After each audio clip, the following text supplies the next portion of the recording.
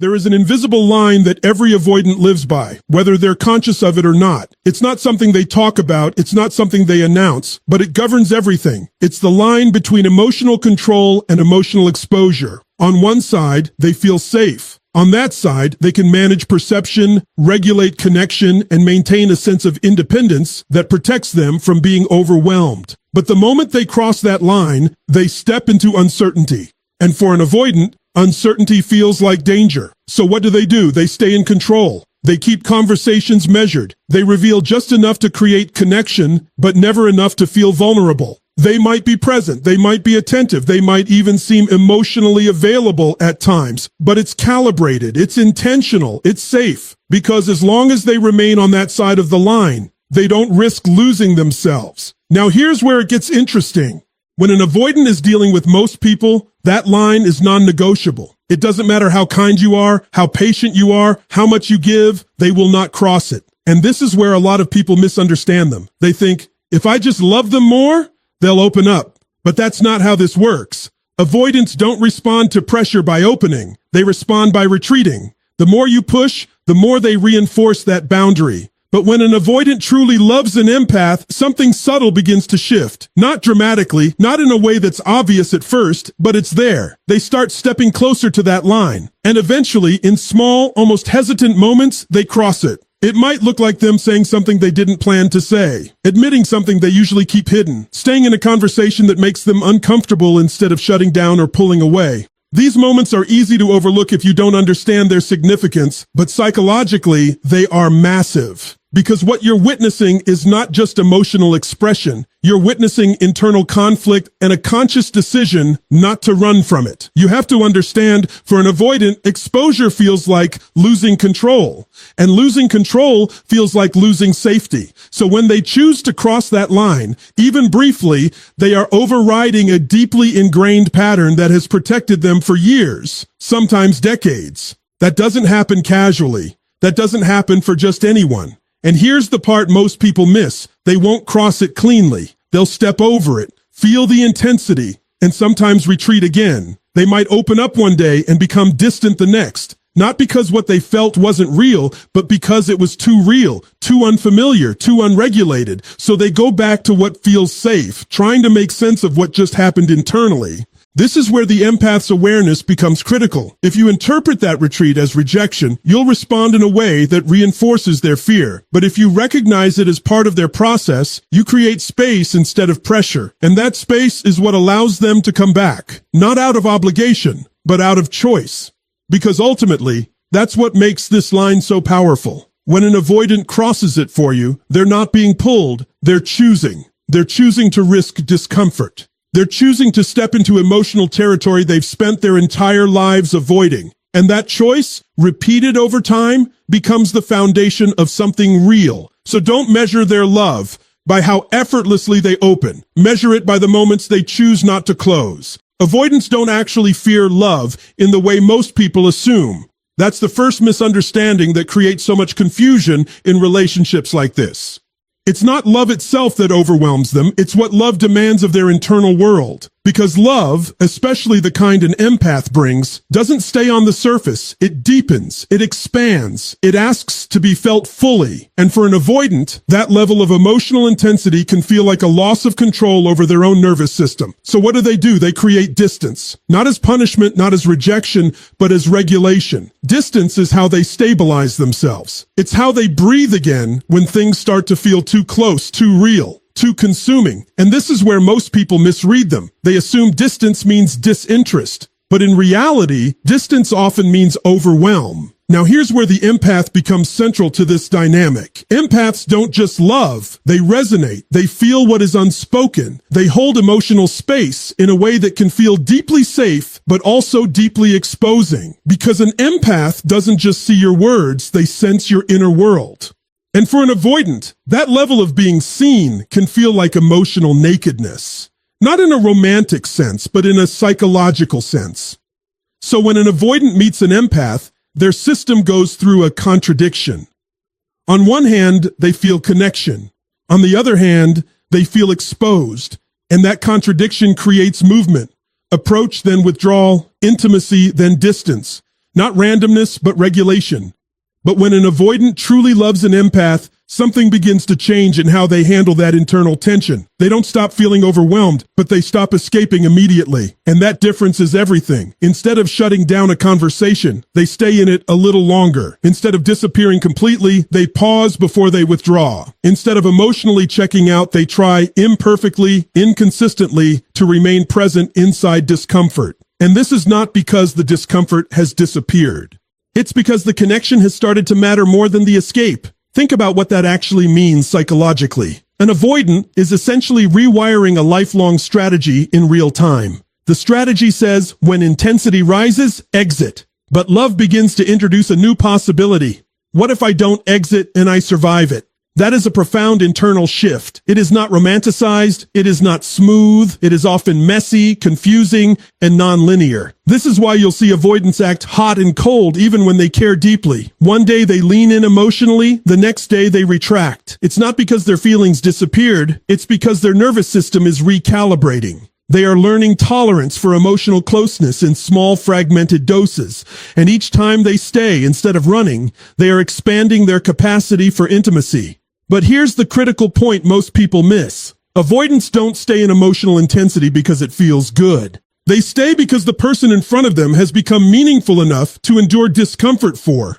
That is the real threshold. Not comfort, not consistency, but willingness to remain present when their instinct says leave. And for an empath, this is where awareness becomes power. If you chase them when they withdraw, you amplify their overwhelm. If you interpret their pause as abandonment, you introduce pressure into a system that is already trying to stabilize. But if you understand that their distance is often a form of self-regulation, not rejection, you stop becoming part of the pressure and start becoming part of the safety. Because in the end, avoidants don't change through force. They don't open through demand. They open when emotional intensity stops being a threat and starts becoming something they can survive without losing themselves. And when that happens, what once felt unbearable becomes something they begin to return to instead of run from.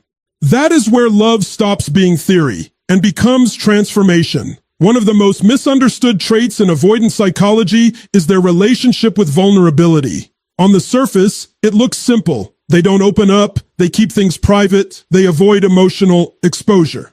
But underneath that behavior is something far more complex. It's not that they don't have depth, it's that depth for them has historically been associated with risk. So they develop a strategy. They learn how to be present without being exposed. They learn how to speak without revealing too much. They learn how to connect without surrendering control. And over time, that becomes their emotional language. Controlled disclosure, measured intimacy, carefully filtered truth. To most people, this can feel frustrating. You sense there is more there, but you can't access it. And the assumption becomes, if they really cared, they would open up. But that assumption misses the psychological reality.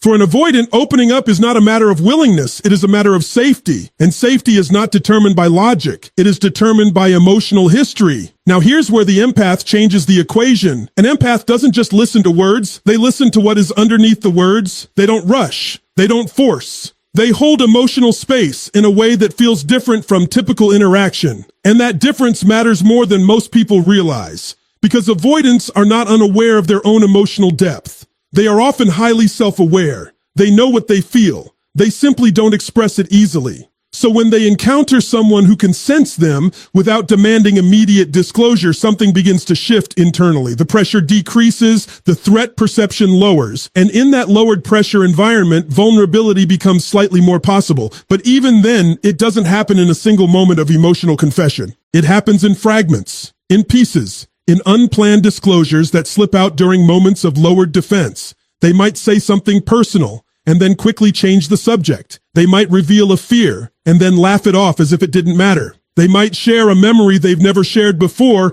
then retreat into silence afterward. And if you are not paying attention, you might miss the significance of those moments entirely. But psychologically, those fragments are massive because they represent something rare. Voluntary emotional exposure without external pressure. For an avoidant, this is not casual. This is not accidental in the deeper sense. Even if it feels spontaneous on the surface, internally it is often preceded by a conflict. One part of them says, don't say this, it's too much. And another part says, this person feels safe enough to risk it. And when the second voice wins, even briefly, that is where real connection begins to form. However, because this is such an unfamiliar state for them, it rarely stabilizes immediately. After moments of vulnerability, you often see retreat, emotional distance, silence, a shift in tone.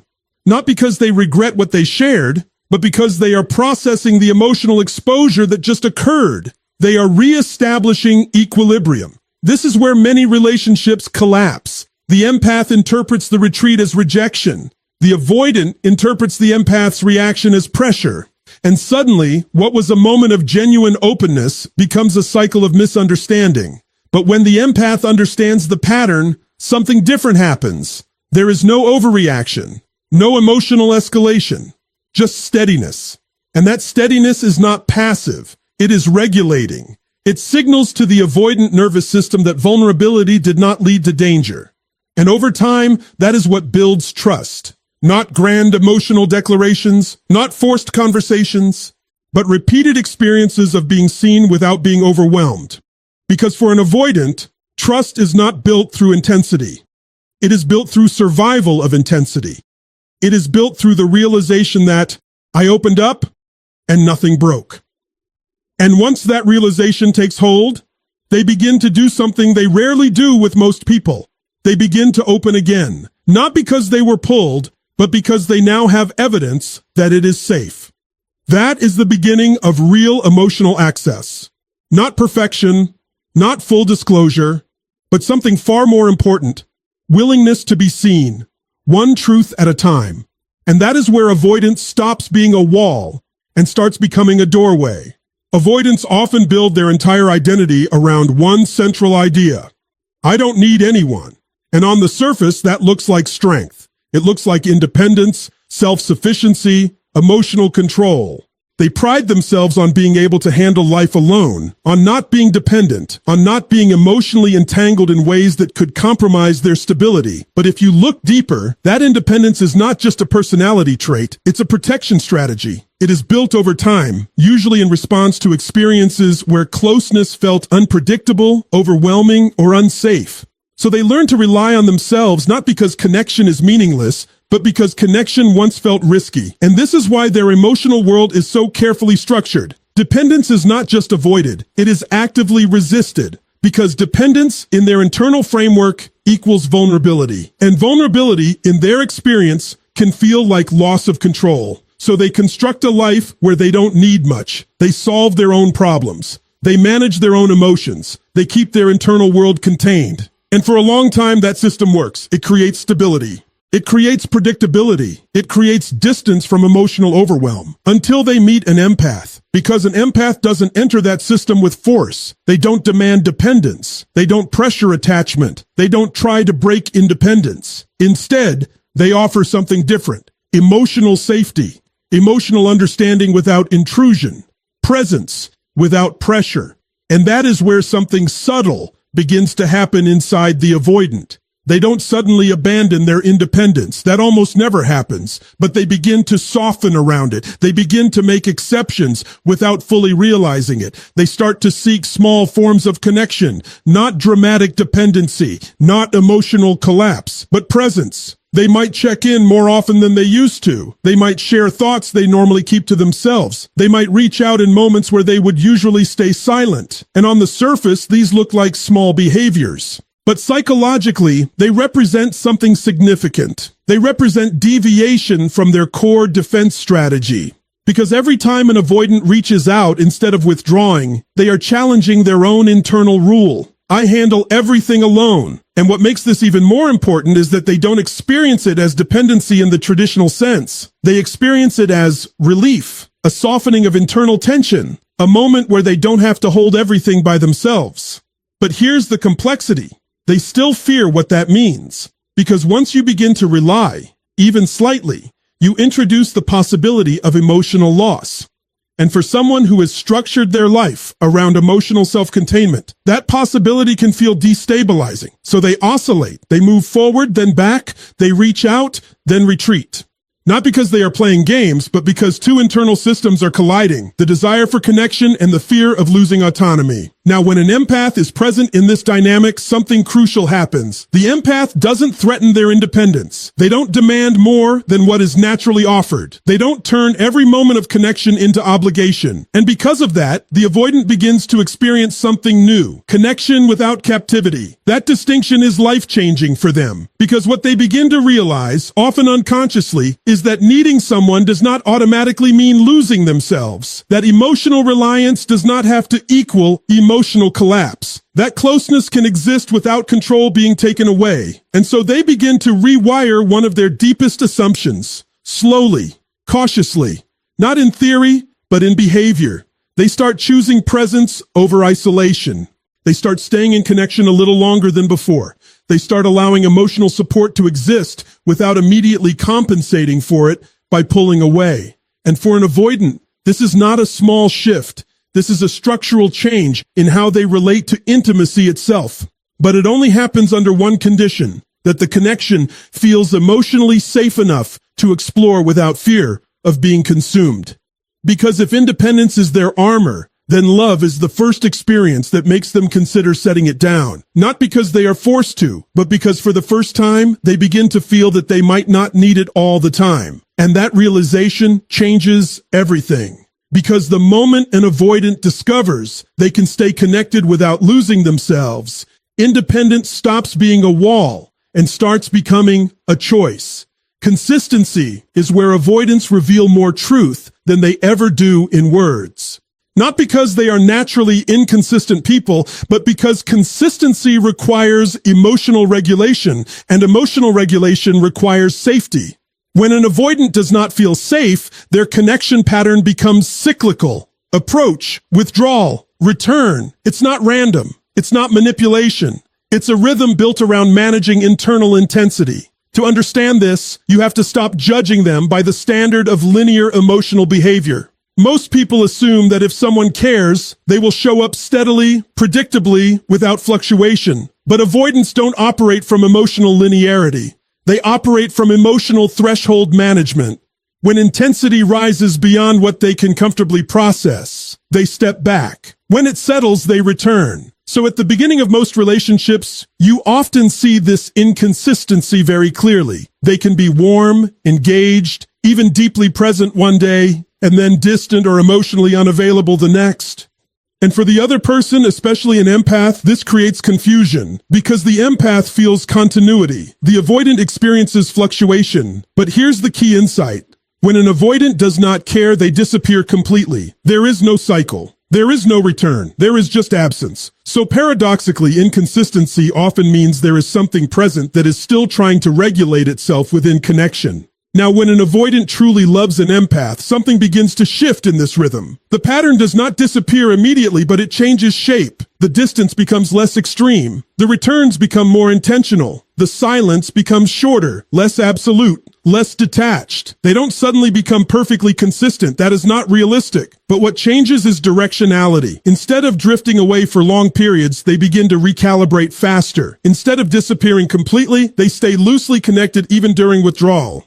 Instead of breaking the thread, they maintain it, and this is where most people miss the deeper meaning. They interpret change only in terms of presence or absence. But with avoidance, the real signal is in the quality of return. Do they come back as if nothing matters, or do they come back as if something still exists between you? Because when an avoidant doesn't care, their return is mechanical or non-existent. But when they do care, their return carries weight. It carries continuity. It carries acknowledgement, even if unspoken. This is where emotional maturity in the empath becomes crucial. If the empath reacts to every withdrawal as abandonment, they unintentionally increase the avoidance internal pressure. Because now withdrawal is not just a personal regulation strategy, it becomes a relational consequence. And when that happens, the avoidance system does what it always does under pressure.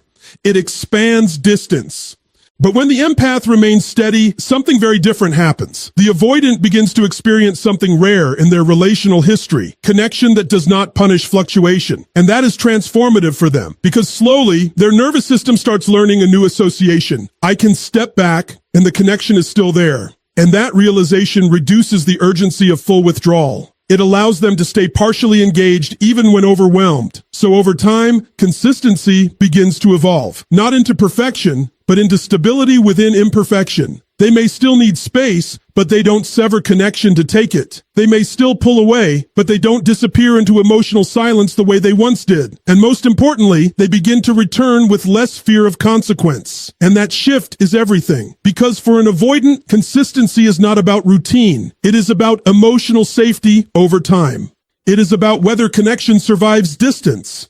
It is about whether closeness still exists after internal chaos settles. And when they begin to trust that it does, their behavior changes naturally. Not because they are being managed, not because they are being corrected, but because their internal system no longer sees connection as something that must be escaped to survive. At that point, consistency stops being something they perform. It becomes something they no longer fear. At the deepest level, the final line an avoidant crosses is not emotional disclosure, not consistency, not even vulnerability in isolation. It is transformation. And that word is important because transformation implies resistance, discomfort, and a willingness to become something unfamiliar. Avoidants are not static personalities. They are adaptive systems. Everything they do, every withdrawal, every emotional delay, every moment of distance is designed to maintain psychological stability. So for them, change is not just behavioral, it is structural. It means reorganizing the way they interpret intimacy, safety, and selfhood. And under normal circumstances, they don't do this for anyone. Because transformation requires risk. It requires surrendering a system that has worked, even if imperfectly, for years. So most people never see this level of change in them. They see patterns repeating, defenses reinforcing, distance reestablishing itself again and again. But when an avoidant truly loves an empath, something deeper gets activated. Not urgency, not obsession, not emotional dependency in the surface sense, but recognition. A quiet internal awareness that says, this connection is different enough that my usual patterns are not fully serving me anymore. And that is where transformation begins, not as a decision, but as a slow internal negotiation. At first, it looks small. They begin questioning their automatic withdrawal. They pause longer before disappearing. They reflect after emotional reactions instead of escaping them immediately. These are subtle signs, but psychologically, they are massive because what they indicate is the beginning of self-observation inside a system that was previously automatic. And self-observation is the first crack in any defensive structure because once an avoidant starts noticing their own patterns in real time, they are no longer fully controlled by them. There is now a gap between impulse and action, between feeling and escape. And in that gap, something new becomes possible. Choice. But choice is not always comfortable. In fact, for them, it is often more uncomfortable than instinct, because instinct is familiar. Instinct is predictable. Choice introduces uncertainty, and uncertainty is exactly what their entire system was designed to avoid. So they resist transformation at first. They oscillate. They return to old behaviors even after moments of awareness. They pull back even after moments of closeness, not because they are insincere, but because integration takes time. Emotional systems do not rewrite themselves instantly, but with the presence of an empath who remains steady, not chasing, not collapsing, not forcing resolution, something begins to stabilize inside them. They start to see that closeness does not always lead to overwhelm, that emotional presence does not always lead to loss of control, that vulnerability does not always result in emotional danger. And slowly something very rare begins to emerge. Internal trust. Not trust in the other person alone, but trust in their own capacity to remain in connection without losing themselves. That is the real transformation, because at that point, they are no longer just managing relationships. They are re-evaluating identity. The identity of I must be alone to be safe begins to weaken. And in its place, something more complex begins to form. I can be connected and still remain myself. And that belief changes everything about how they show up. They begin to stay, not because they are trapped by emotion, but because they are no longer threatened by it. They begin to engage, not because they are pressured, but because they are no longer afraid of collapse. They begin to invest, not perfectly, not constantly, but meaningfully, because connection has stopped feeling like a loss of self and started feeling like an expansion of it. But make no mistake, this is not a smooth evolution. It is not linear. There are setbacks. There are returns to old patterns. There are moments where fear temporarily wins over growth. That is part of the process, not a failure of it. Because transformation in avoidance is never about eliminating fear. It is about building a self strong enough to feel fear without obeying it. And when that point is reached, something profound happens. The avoidant is no longer just protecting themselves from intimacy. They are participating in it. Not as someone being pulled in, but as someone choosing to remain present despite the discomfort of closeness. That is the final line they cross.